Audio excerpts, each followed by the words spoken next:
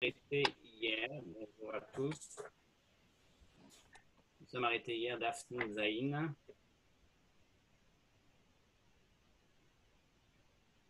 Metzora.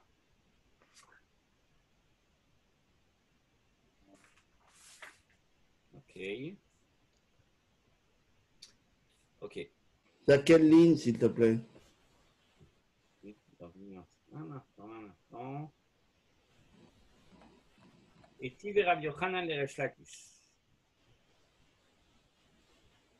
Etiv Rabbi Yochanan le Resh Lakish.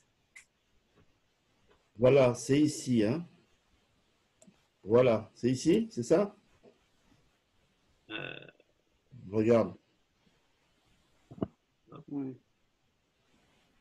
Exactement. Alors, allons-y. Alors, on y va. Alors, avant de commencer le étiver la question, on va d'abord un petit peu résumer ce qui a été dit hier, que en fait on a cherché à savoir est-ce que les oiseaux utilisés en tant que sacrifice pour le Metzora étaient complètement interdits de profit ou est-ce qu'on avait le droit d'en profiter? Et si on était dans l'autorisation du profit, alors à ce moment-là, il fallait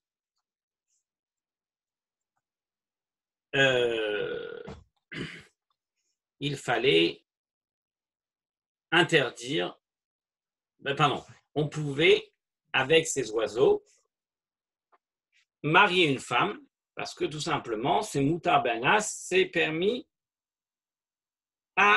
au profit. Mais la Gemara, la Mishnah d'abord, elle a dit que les oiseaux qui ont été désignés pour être le sacrifice expiatoire du Metzora du lépreux étaient formellement interdits d'être utilisés pour une autre chose que être le sacrifice du lépreux, et donc interdits de profit. Et c'est pourquoi, si une femme va être mariée avec les oiseaux du Metzora, qu'il aurait dû utiliser pour le sacrifice, alors le mariage est caduc car les kiddushin ont été effectués avec des oiseaux qui sont voués à un sacrifice. Voilà ce que nous avons expliqué hier. Et Tiv, nous commençons maintenant dans le texte. Et Tiv, il a objecté Rabbi Yochanan le Resh Lakish. Alors, là-dessus, nous avons eu une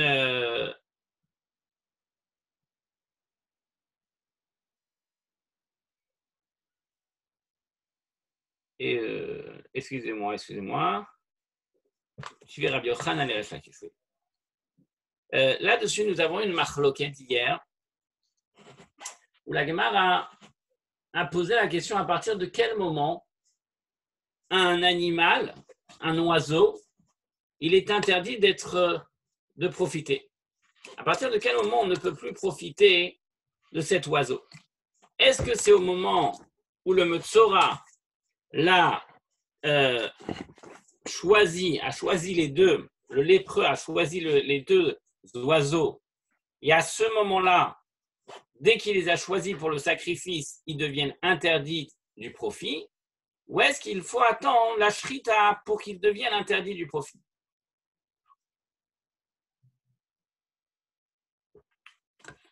Et donc là-dessus, il y a une machloket entre Rabbi Yochanan et Resh Lakish, comme on l'avait expliqué hier. Resh Lakish lui dit qu'à partir de quel moment les oiseaux sont interdits au profit, c'est dès l'instant où le lépreux va les choisir chez le marchand d'oiseaux. Et Rabbi Yochanan va dire à quel moment les oiseaux sont interdits de profiter, c'est à partir de la shrita. Or, nous avons appris hier qu'il y avait deux oiseaux pour expier le Metzora, le lépreux. Le premier, on devait faire la shrita, on devait l'égorger et avec ceci faire un sacrifice. Le second, on devait prendre le sang et utiliser l'oiseau avec le tremper dans le sang du premier oiseau qui a été égorgé. On devait asperger le Metzora, le lépreux, et ensuite renvoyer de la ville de Yerushalayim. Ça, c'était le rituel qu'il fallait faire pour faire en sorte que le lépreux arrête, passe, change complètement de statut. Du fait que le Metzora, excusez-moi 2 secondes,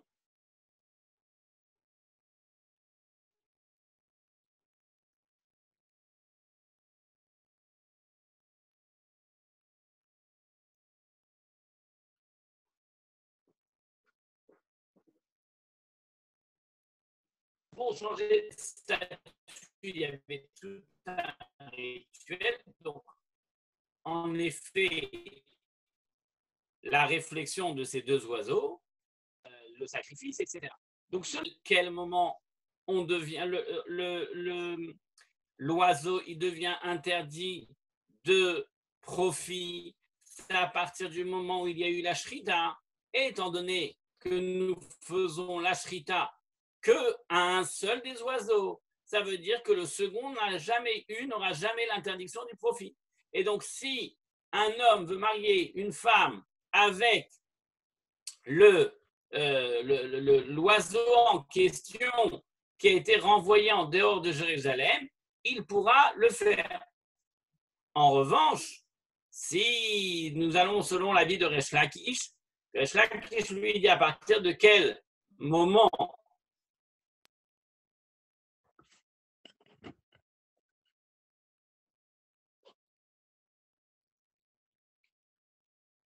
GG Gérard Allô Oui, j'entends là. J'entends très très mal parce que ça coupe. Il y a des gens qui disent qu'ils sont en attente, qu'ils n'arrivent pas à rentrer. C'est quoi la haute? Ah bon, bah ça apparaît pas. Est-ce que c'est bon là? Ouais. D'accord. Voilà, tu peux y aller là. Bokertov. Voilà, c'est bon, tu peux y aller là. Ok. Donc la Gemara nous dit dès que donc selon Resh Lakish, que les oiseaux, dès l'instant où ils ont été sont formellement interdits de profiter, on ne pourra pas marier une femme avec. Voilà la différence entre Rabbi Yochanan et Resh Lakish. Rabbi Yochanan dit c'est à partir du moment où il y a la shrita, à partir du moment où on a égorgé la bête, et donc le second oiseau qui ne sera pas égorgé, dans l'idée on peut profiter. Et Resh Lakish dira à partir du moment où on a choisi les oiseaux, et donc à partir du moment où on les a choisis déjà du vivant, ils sont formellement interdits de profiter, et donc on ne pourra jamais profiter d'un oiseau pour marier une femme avec les oiseaux du Metzora, du lépreux. Donc maintenant nous allons revenir sur la Gemara, et la Gemara dit la chose suivante. Et Tiv et Rabbi Yochanan et Resh Lakish l'a objecté, Rabbi Yochanan et Resh Lakish. C'est écrit dans la Torah, Kol tzipor te'ora tochelu. C'est écrit, tout oiseau pur, tu mangeras. Kol tzipor te'ora tochelu. Tout oiseau pur, tu auras le droit de manger. Et la Gemara là-dessus, elle dit que signifie le kol. Ça veut dire quoi, kol? Alors il dit kol, les rabot et ameshulachat. Le kol vient m'inclure l'oiseau qui a été renvoyé. C'est-à-dire,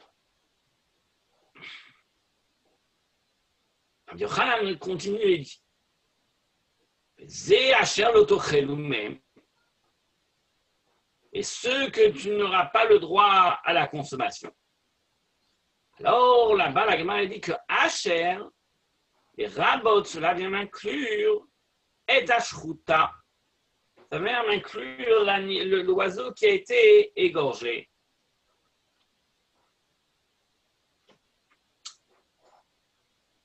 Alors, Rabbi Yochanan pose la question à Resh Lakish. Et il lui dit la chose suivante.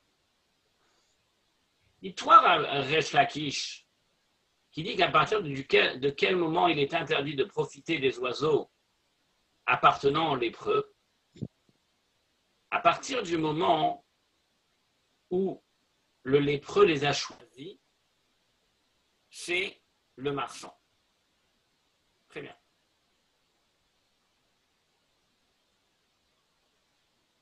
Voilà que nous avons enseigné dans une braïta où là-bas la Gemara elle dit que du pasouk kol tzipor teora tochelu. Alors, cela vient nous apprendre que tout oiseau pur tu auras le droit de manger. Alors, la Gemara là-bas elle pose la question et elle dit que signifie le kol, tout oiseau? Quel oiseau j'aurais pu ne pas le manger? Alors, la Gemara elle dit, j'aurais pu imaginer que l'oiseau qui a été renvoyé, comme on l'a expliqué préalablement, dans les corbanotes du Metzora, il y a deux oiseaux. Un qu'on mange, un qu'on fait le korban, qu'on fait le sacrifice, et le second qu'on utilisait pour asperger le Metzora, et ensuite on le renvoyait en dehors de Yerushalayim. Alors, Rabbi Yochanan, il dit, cette Mishnah nous dit que Kol Tzipor vient nous apprendre que tous les oiseaux sont purs, peuvent être mangés. Cela vient nous apprendre que ce fameux oiseau qui a été renvoyé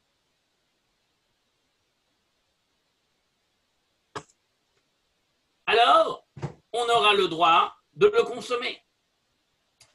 Donc, il dit, si on a le droit de le consommer, on a le droit d'en profiter forcément. Et Rabbi Yochanan, il continue, il dit, et la Braïta dit, mais lequel on n'a pas le droit de consommer? Cela est le fameux oiseau qui a été sacrifié. Zéacher l'otechel ou même, et celui qui ne sera pas consommable, alors il dit, les rabot, ça vient m'inclure et ashruta, celui qui a été égorgé. Ok. Alors, jusqu'à là, nous avons la braïta. Elle posera, Rabbi Yochanan pose la question à Resh Lakish, qui dit comme ça. Isa kadatar, mechaima sura, leachar shchita mibaya. Si tu aurais imaginé que l'oiseau qui a été égorgé, celui-ci, il aurait été interdit dès le vivant. Alors là, après qu'il soit mort, la Torah a besoin de me le mentionner. Donc ça, c'est la question que Rabbi Yochanan pose à Resh Lakish. C'est quoi la question que Rabbi Yochanan pose à Resh Lakish? La question est la suivante. Rabbi Yochanan, il dit quoi? Rabbi Yochanan, il dit que l'interdiction de profiter d'une bête, c'est uniquement la bête qui a été égorgée. En revanche, la bête, pardon, pas la bête, l'oiseau qui a été égorgé. En revanche, l'oiseau qui est renvoyé en dehors de Yerushalayim, celui-ci, il n'y a pas besoin de faire quoi que ce soit, on peut en profiter. Et il ramène même une preuve d'une braïta qu'on peut même le consommer. Très bien. Alors, Rabbi Yochanan, il dit comme ça. Il dit, d'où on apprend qu'on a le droit de consommer l'oiseau qui a été renvoyé. Tu passes sous Kol Tzipor Torah Tochelu. Et d'où on apprend qu'on a le droit, qu'on n'a pas le droit de consommer l'oiseau qui va voir la shrita, qui va être sacrifié, parce que c'est écrit même. Et là-bas, la Torah vient m'apprendre les rabot et ashruta. Ça vient m'apprendre que celui qui a été sacrifié, qui a été égorgé, alors on n'a pas le droit de profiter. Alors Rabbi Yochanan pose la question à Resh de la manière suivante. Selon toi, Rabbi Resh Lakish, que depuis le moment où le Metzora ou le lépreux il est parti choisir les oiseaux au marché, ils sont déjà interdits de profiter.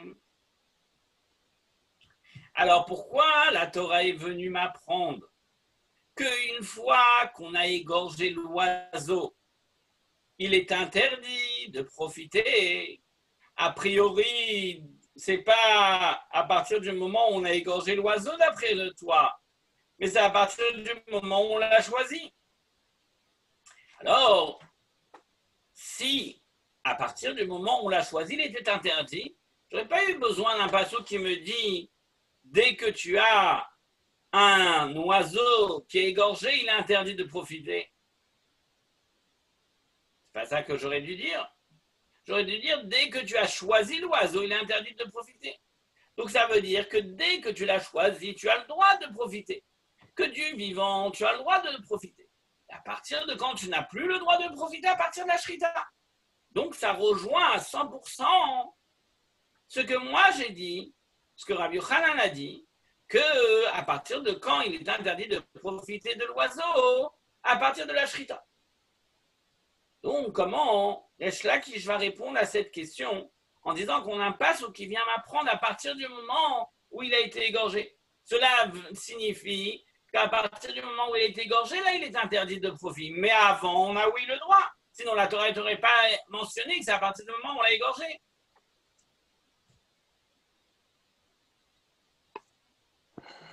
Alors, qu'est-ce que la Gemara dit? La Gemara répond comme ça.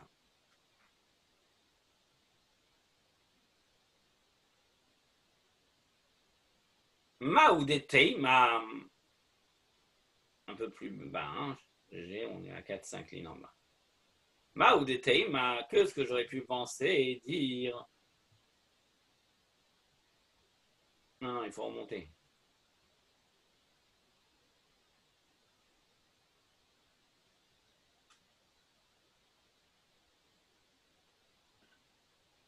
C'est bon là? Non, ma ou d'été, ma 2 lignes après.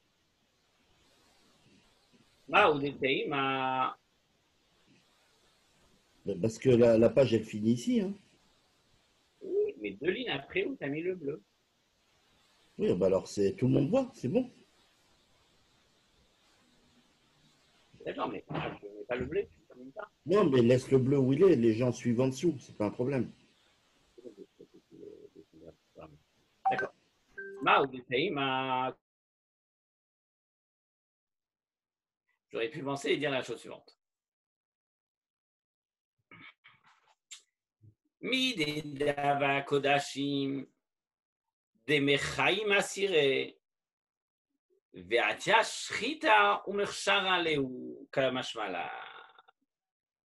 Alors, je dis non, pas du tout, du tout, du tout. C'est pas comme ça qu'il faut expliquer.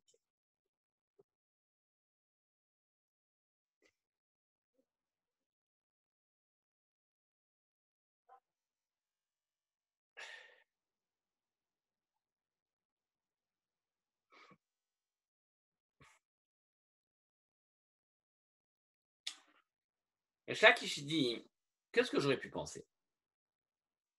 Il dit comme ça. Moi, je dis qu'à partir du moment où il a choisi les oiseaux, à partir de ce moment-là, il est formellement interdit de profiter. Pourquoi? Pourquoi le passouk qui dit à partir de la shrita? Alors il dit comme ça. Parce que qu'est-ce que j'aurais pu penser? Dans les kodashim, ça veut dire les korbanot. D'accord?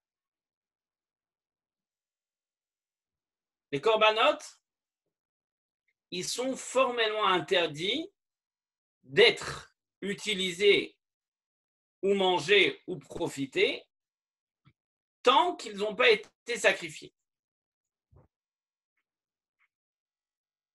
Et dès l'instant où on a sacrifié l'animal, alors là, c'est un korban shlamim, le Kohen, les propriétaires ont le droit de manger une partie. Alors, ça c'est toute la partie de korbanot. Ça veut dire n'importe quel korban.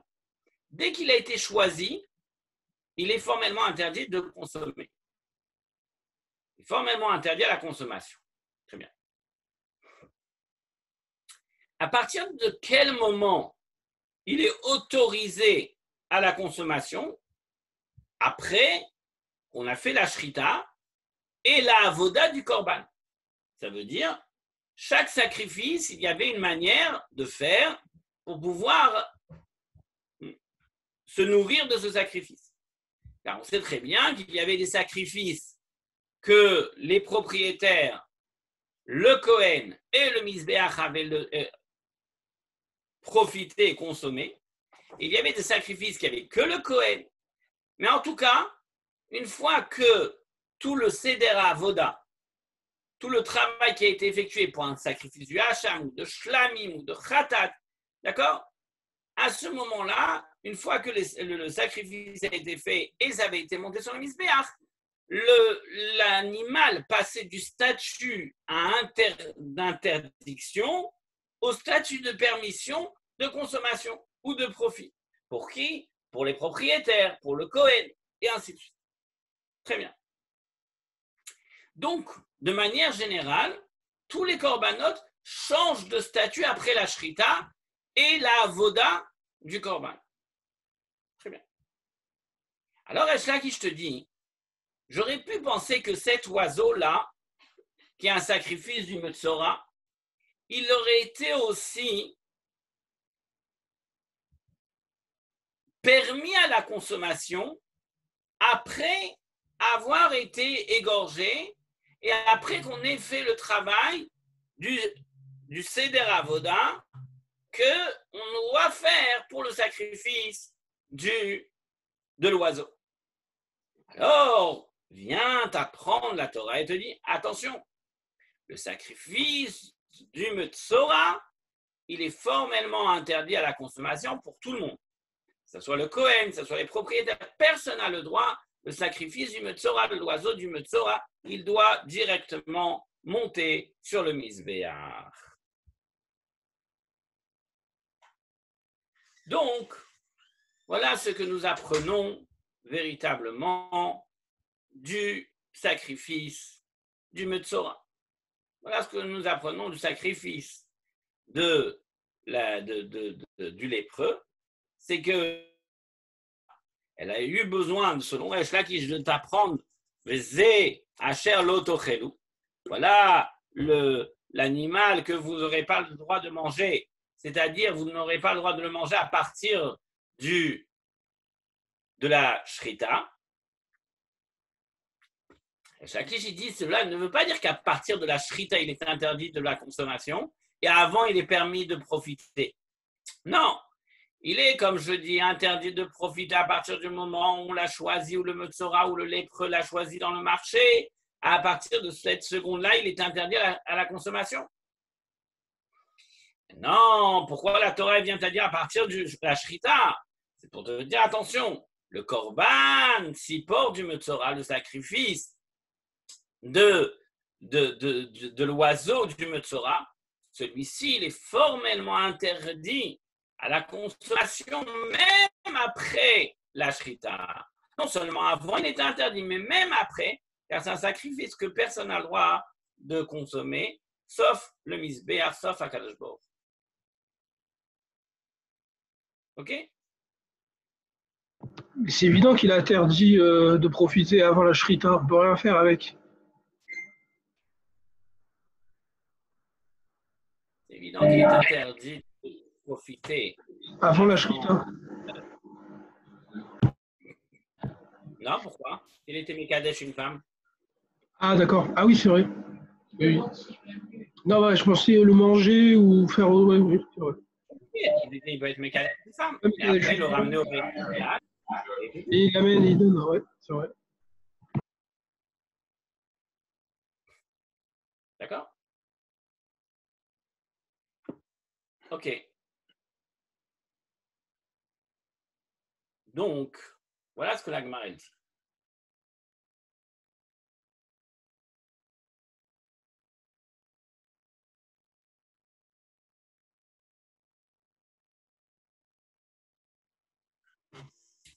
Et donc, on va faire Rashi. On va faire Rashi.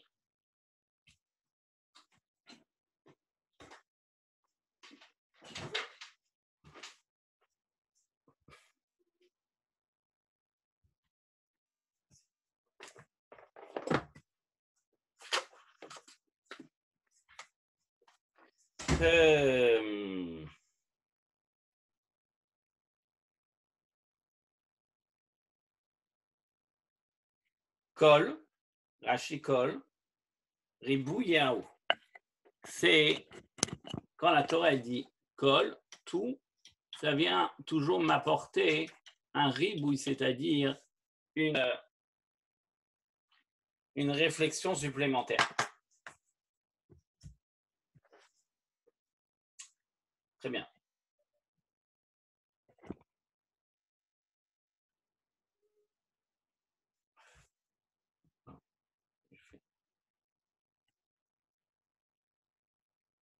Non.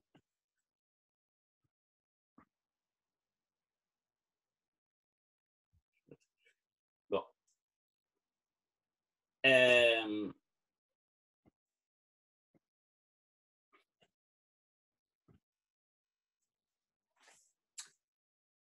Asher, Ribou Yaou, c'est pour m'apprendre un plus. Leacha Shrita Mibaya, après qu'on a fait la Shrita, est-ce qu'on a véritablement besoin de me l'apprendre? La Malikra les Misra. Et pourquoi j'aurais besoin d'un pasouk pour me l'interdire?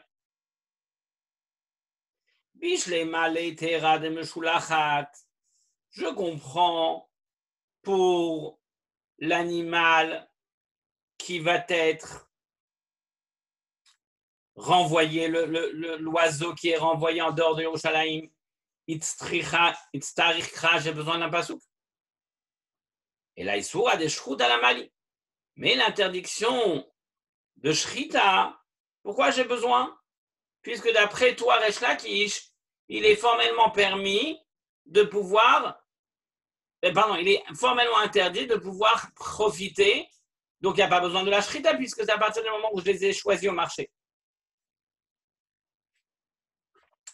Alors, Resh Lakish a dit, parce que dans les korbanot en général, Ve'at Yashrita U'Mirshale, dans les sacrifices en général, il est interdit avant, mais dès l'instant où on a fait la Shrita, il devient permis. Imshar Avodot, avec les restants du service que nous devons effectuer. Et celui-ci aussi, il sera permis après que on a terminé tout ce que la Torah, tout le travail, tout le service que la Torah nous a demandé de faire. Très bien.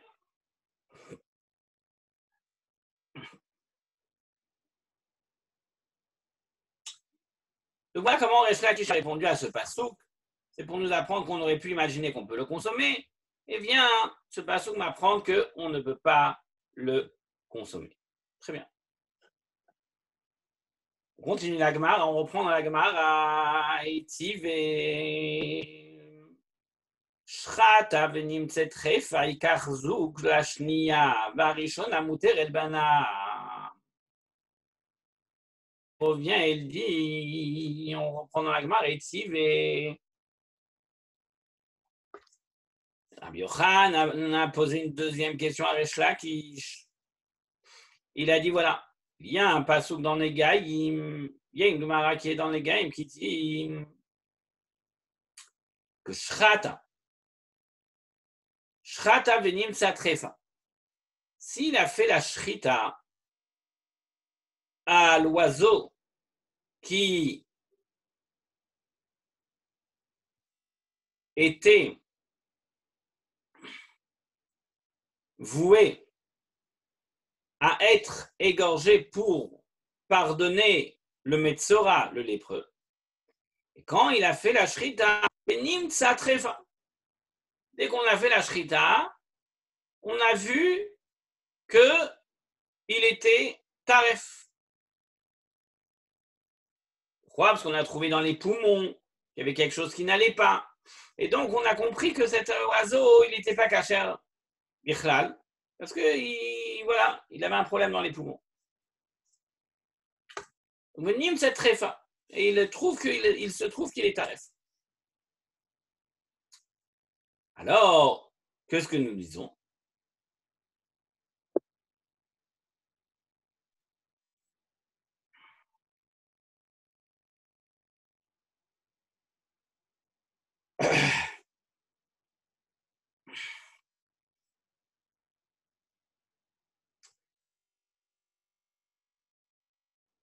Ikar Zug, Lashnia.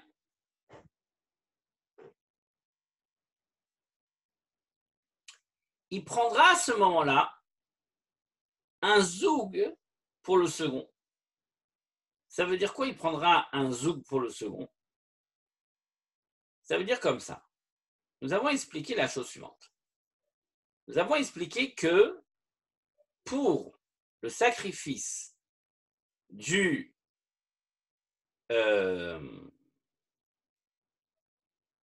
Metzora, pour le sacrifice du Metzora, pour le sacrifice du lépreux, il y avait deux oiseaux. D'accord? Le premier oiseau, on devait faire le sacrifice, le second devait le renvoyer en dehors du Yerushalayim. Maintenant, je fais la shrita au premier, et en faisant la shrita au premier, je m'aperçois qu'il y a un trou, par exemple, dans l'estomac.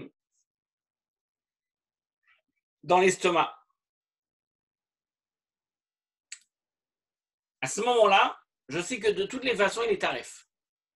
Donc, je ne peux pas l'amener en tant que korban sur le misbéach. Alors, la Gemara s'interroge.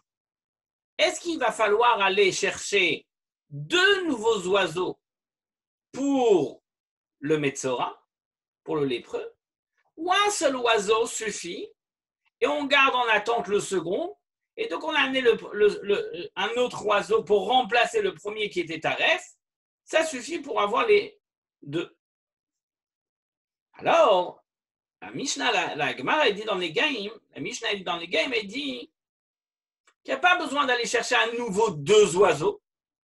Tu vas juste chercher un second oiseau, il va être mitzaref au second qui était déjà présent, tu fais la shrita, et s'il est kasher, c'est bon. Tu fais la avoda tu fais le service avec le deuxième oiseau qui est déjà présent. C'est exactement ce que la Mishnah elle est en train de dire ici. Donc je reprends dans les mots. Shrata, il a fait la shrita. Il a fait la shrita. Venim, c'est très fin. Et il s'avère que l'oiseau, il est taref. Alors on dit Ikar Zoug la shnia. Il prendra juste un zoug, un deuxième oiseau, il ira chercher un deuxième oiseau pour le second oiseau qui est en attente du premier qui devait être sacrifié. Verishona. Alors, et qu'est-ce que nous avons le droit de faire avec le premier oiseau? Varishona, qu'est-ce que nous avons le droit de faire avec le premier oiseau? Alors la Gemara, elle dit, qu'est-ce qu'on a le droit de faire avec le premier oiseau? Muteret bana, elle sera permis de profiter.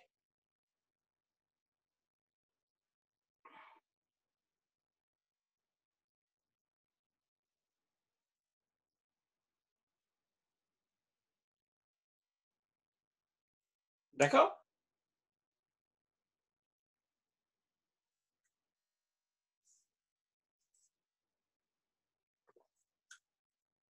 Donc, Rabbi Yochanan est en train de démontrer à Resh Lakish que du fait que le premier oiseau, il a une shrita, mais il est taref. Donc, en effet, il ne peut pas maintenant monter sur le misbeach en tant que korban. Très bien.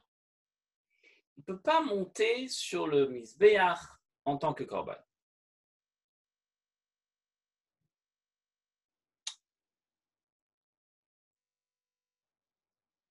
Maintenant, est-ce que j'ai le droit de vendre cet oiseau à un non-juif et de récupérer de l'argent sur cet oiseau?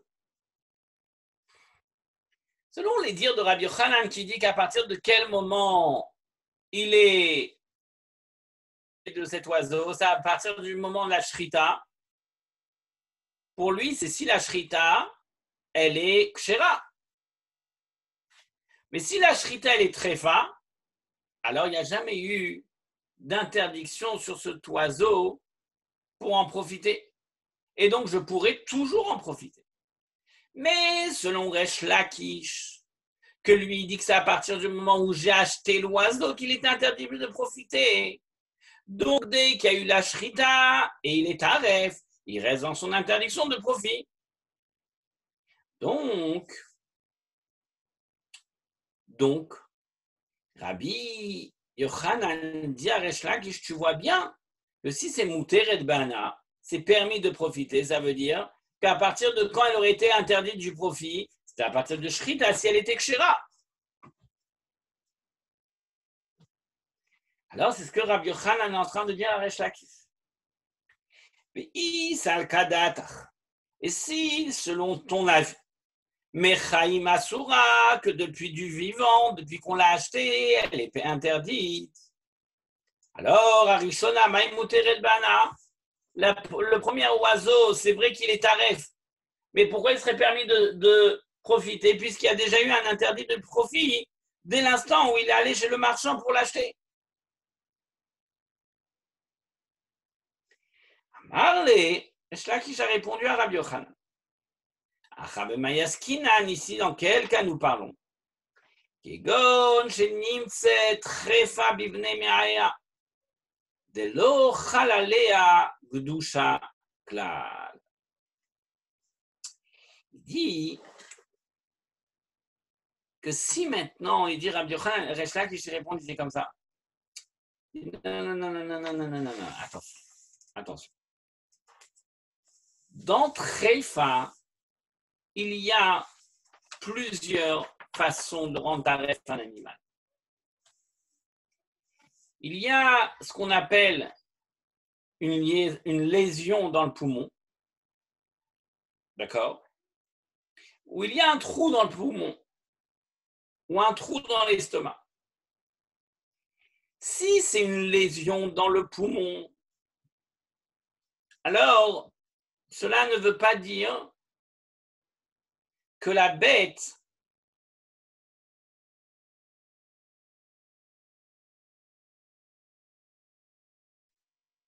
avant la shrita.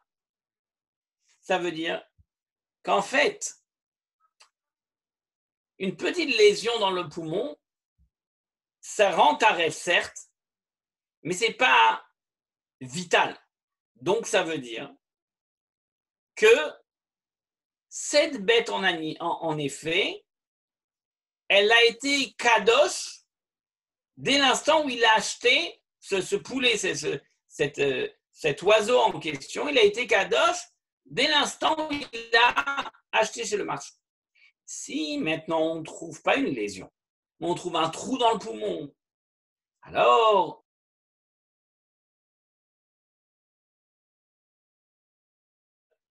que dès l'instant on a trouvé un trou dans le poumon, Bichlal, ce n'était pas une bête qui était vivante. Ça veut dire qu'il n'y a jamais eu la gdoucha d'un korban qui est tombé sur cette bête-là. Et donc Rabbi Yochanan dit, c'est pourquoi si on trouve un moum, ça veut dire un défaut qui est vital, alors là c'est muter el banam. Pourquoi? Parce qu'il n'y a jamais eu de sainteté sur cet oiseau-là. Et en revanche, si on trouve une lésion, là en effet elle aurait été asura be'ana, parce donc c'est pour cela qu'on ne peut pas la consommer. Ok.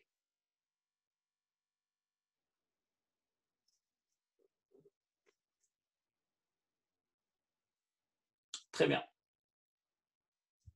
Agma a continué, elle dit. Et troisième question que Rabbi Yochanan a posée à Rabbi Resh Lakish. Avant de faire la troisième question, on va juste prendre Rashi. On va faire Rashi.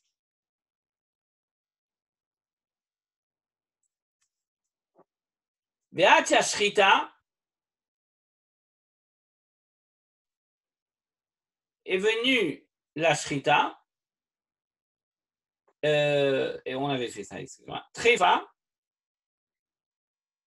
si la bête est taref, Psula les tarat metzora, elle devient interdite forcément pour la purification du metzora, ça veut dire du lépreux. Dertiv chayot. Venim cette trefa, et finalement, il s'avère que c'était taref. Kasal atar, on pensait que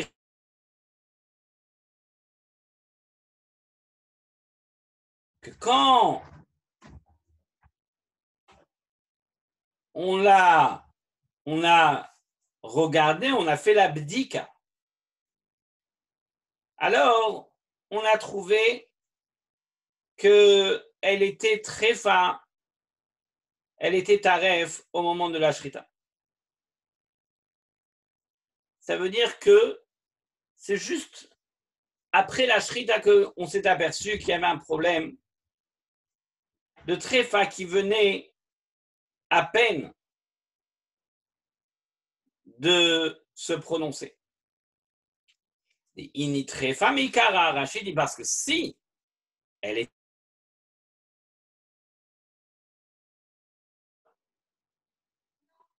kegon nikav chum shel moach, par exemple s'il y avait un trou au cerveau, oh shenertech ou raglea, ou bien que les jambes aient été coupées, lo shayach lemit ne benimtset. Alors, le mot benimtset, c'est pas ah bon, on s'aperçoit qu'elle était très fin.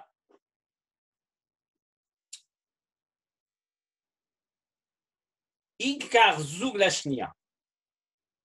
Alors, qu'est-ce qu'on dit? Il devra prendre un oiseau et laisser en attente la seconde qui est là pour être renvoyé en dehors de Yerushalayim. Ein sarich lavi shtaim acherot. Rachid, il n'y a pas besoin d'aller chercher deux autres oiseaux.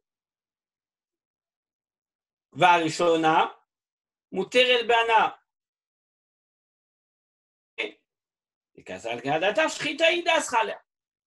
Parce que selon Rabbi Yochanan, qu'est-ce qui rend interdit? C'est la shrita. Mais à la shritaï. Et là, ce n'est pas une shrita puisqu'elle était très fin. Amai muteret bana.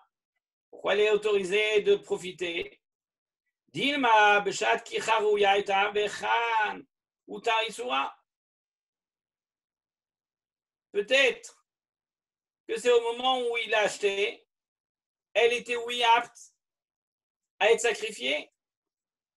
Alors comment maintenant on peut la rendre permise de profit? Qu'est-ce qu'il répond? Je l'ai dit, qu'en fait, on a trouvé que dans les entrailles, elle était très fade.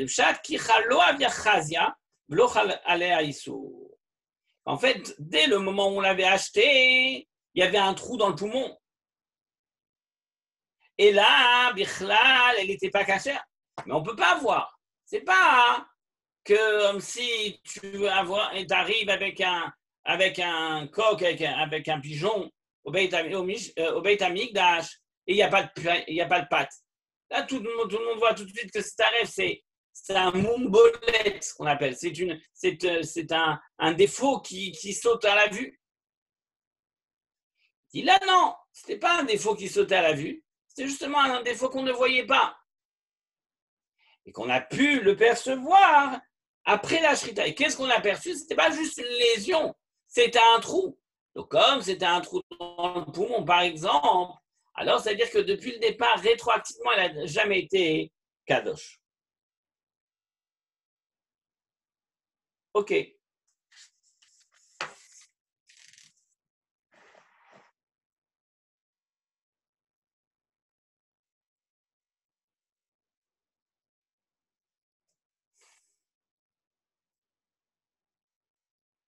Ok.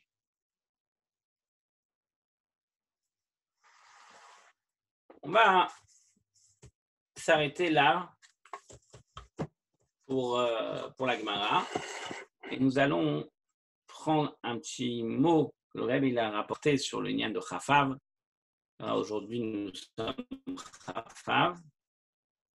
C'est le jour de la Iloula de Rabbi Levi Yitzhak, du père du Rabbi. Et donc, c'est pour ça que j'aimerais avoir la main pour vous donner une sikha que je vais immédiatement vous faire partager. Voilà, je t'ai nommé animateur. Hein. D'accord?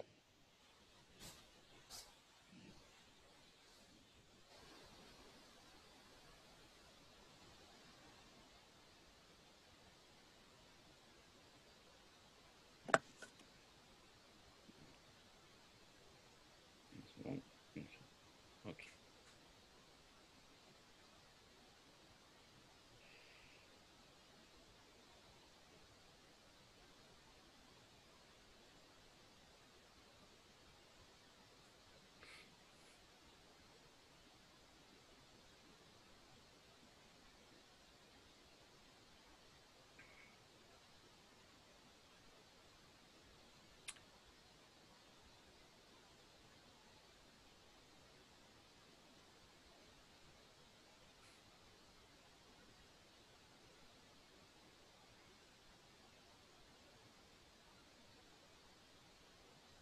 Une seconde, hein.